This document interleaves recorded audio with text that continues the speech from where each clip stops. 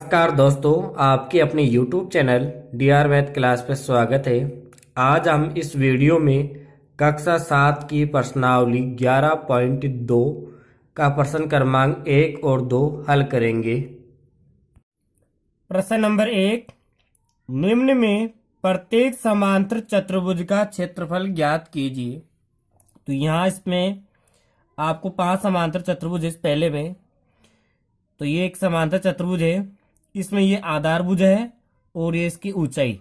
अब देखो पहचानने का तरीका, यानी बाहरी भुजा की अगर कोई माप दी गई है तो हम उसको आधार भुजा मानेंगे, और उस आधार पे अगर कोई लंब है तो वो कहलाएगा उसकी ऊंचाई।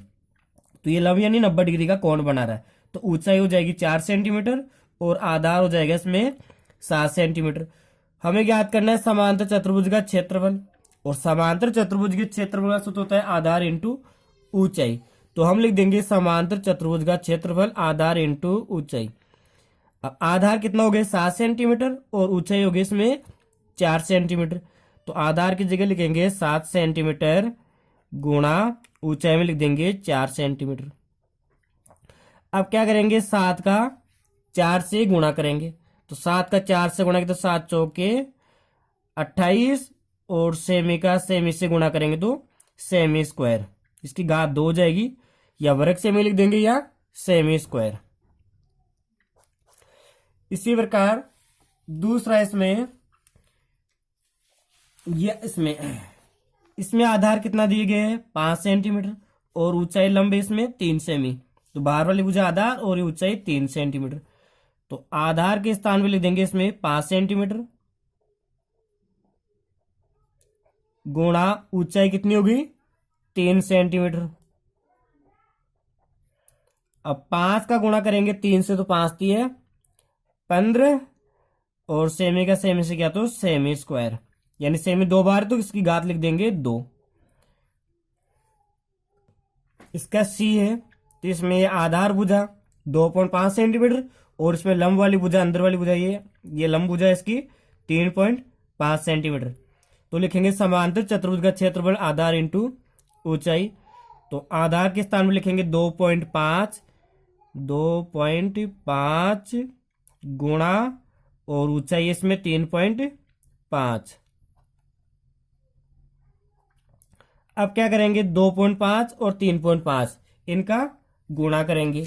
तो गुणा करने के लिए क्या करेंगे, हम पॉइंट उठा के 25 का 35 से गुणा कर लेंगे। तो यहाँ आप कार्य में देख लेंगे 35 गुणा 25, 5 का बड़ा 5 बार बोला तो 25 हासिल 2, और 5 का बड़ा 3 बार बोला तो 5 दिए 15, 15 में 2 जोड़े तो 17, फिर 2 का बड़ा 5 बार बोला तो 10 हासिल 1, फिर 2 का बड़ा 3 बार बोला 6, 6 1 7, और इनको जोड़ देंगे 5 7 8, कितने आ गए 875। तो यहाँ लिख देंगे 8 7 5, 875 लिख दिया। अब इसमें देखेंगे एक अंक के बाद में इसमें पॉइंट है और एक अंक के बाद में इसमें पॉइंट है 21 से, तो इधर एक और एक 2 है, तो यहाँ पर भी 21 से 2 अंकों के बाद में पॉइंट लगाएंगे 1 और 2, यहाँ पे 8.75, और इसकी माप भी सेमी में थी, तो यहाँ लिख देंगे सेमी स्क्वायर। इसका डी है, ये भी एक समांतर चतुर्भुज, इसमें बाहर वाली भुजा कौन सी, ये वाली बाहर वाली भुजा है 5 सेंटीमीटर वाली, और इस भुजा पे ये लंब है 4.8 सेंटीमीटर का। तो आधार हो जाएगा इसमें 5 सेंटीमीटर और इसकी ये ऊंचाई हो जाएगी 4.8 सेंटीमीटर। तो आधार में लिख देंगे 5 सेंटीमीटर गुणा और इसमें ऊंचाई हो जाएगी 4.8 सेंटीमीटर। अब क्या करेंगे 5 को 4.8 से गुणा करेंगे, तो 48, ये 4.5 और ये गुणा 5, 5 का बड़ा 8 बार बोला तो 8 5 40 हासिल की 4, और 5 का बड़ा 4 बार बोला 20, 20 और 4 24। इधर एक में पॉइंट है, दूसरे वाले में नहीं है, एक के बाद में पॉइंट है, तो हम 21 इधर भी एक के बाद में पॉइंट लगाएंगे, तो 24.0, या फिर 24 लिख दो या 24.0 लिख दो, तो हम 24 लिखेंगे, पॉइंट के बाद में 0 का मतलब नहीं है, तो 24 सेमी का सेमी से क्या, तो सेमी स्क्वायर। अब ये ई है, ये भी एक समांतर चतुर्भुज है और समांतर चतुर्भुज का क्षेत्रफल का सूत्र होता है आधार गुणा ऊंचाई। तो इसमें आधार है बाहर वाली भुजा 2 सेंटीमीटर और उस भुजा पे लंब है ये 4.4 सेंटीमीटर का, तो ये इसकी ऊंचाई हो जाएगी। तो आधार के स्थान में लिख देंगे 2 सेंटीमीटर गुणा और ऊंचाई हो जाएगी 4.4 सेंटीमीटर। अब 2 का गुणा 4.4 यानी 44 से करेंगे, तो 44 का 2 से गुणा किया तो 44 दूनी हो जाएंगे 88 और 1 के बाद में पॉइंट होती है, यहाँ पे लिख देंगे 1 के बाद में पॉइंट और सेमी का सेमी से किया तो सेमी स्क्वायर। प्रश्न नंबर 2, निम्न में प्रत्येक त्रिभुज का क्षेत्रफल ज्ञात कीजिए। तो यहाँ पे एक त्रिभुज दिया गया है, इसमें आधार भुजा 4 सेंटीमीटर और इस त्रिभुज की ऊंचाई इसमें दे रखी है 3 सेंटीमीटर। तो त्रिभुज का क्षेत्रफल का जो सूत्र होता है वो होता है 1/2 आधार गुणा ऊंचाई। ये सूत्र आपको याद रखना है और इस सूत्र में ये मान रख के इसका उत्तर आ जाएगा। तो आपको ये ध्यान हो गया बाहर वाली भुजा है उसकी आधार होती है और उस भुजा पर अगर कोई लंब भुजा है और उसके शीर्ष को मिलाने वाली वो भुजा होगी लंब, यानी 90 डिग्री का कोण होगा और वह भुजा कहलाएगी इसकी ऊंचाई। तो 1/2 लिखेंगे गुणा आधार के स्थान पे 4 सेंटीमीटर गुणा ऊंचाई के स्थान पे 3 सेंटीमीटर। अब 1 को 4 को गुणा किया तो 4 और 4 का 3 से गुणा किया तो 4 3 12 और बटा में 2। तो 12 में 2 का भाग दिया तो कितना आ जाएंगे 6 और सेमी का सेमी से गुणा किया तो सेमी स्क्वायर। तो इस त्रिभुज का क्षेत्रफल हो जाएगा 6 सेंटीमीटर स्क्वायर। इसी प्रकार इसका दूसरा है त्रिभुज का क्षेत्रफल, वही सूत्र लगाएंगे 1/2 आधार गुणा ऊंचाई। अब इसमें बाहर वाली भुजा कौन सी दे रखी है, ये 5, ये इसका आधार हो गया और ये ऊंचाई इसकी अंदर वाली इसके शीर्ष को मिलाने वाली लंब भुजा, यह उसकी हो जाएगी ऊंचाई।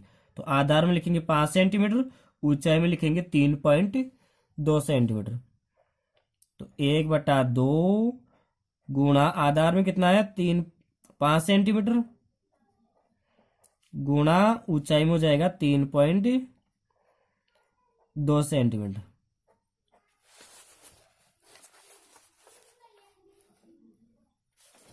अब देखेंगे 1 का 5 से गुणा किया 5 और 5 का गुणा करेंगे 3.2 यानी 32 का 5 से गुणा किया तो 32 पंजे 160 यानी 16 पॉइंट उठाएंगे तो क्या आ जाएगा 16 हो जाएगा। हमने क्या किया 5 का गुणा 32 का गुणा किया है 5 से, तो 32 का 5 से गुणा करेंगे तो हो जाएंगे 160 और एक अंक के बाद में पॉइंट होती है, एक पॉइंट लगा दिए हो जाएंगे 16 16.0 यानी 16 और 16 में भाग किसका देंगे 2 का, तो 16 में 2 का भाग देंगे यानी 16 का आधा करेंगे तो कितने आ जाएंगे 8 और सेमी का सेमी से गुणा किया तो सेमी स्क्वायर।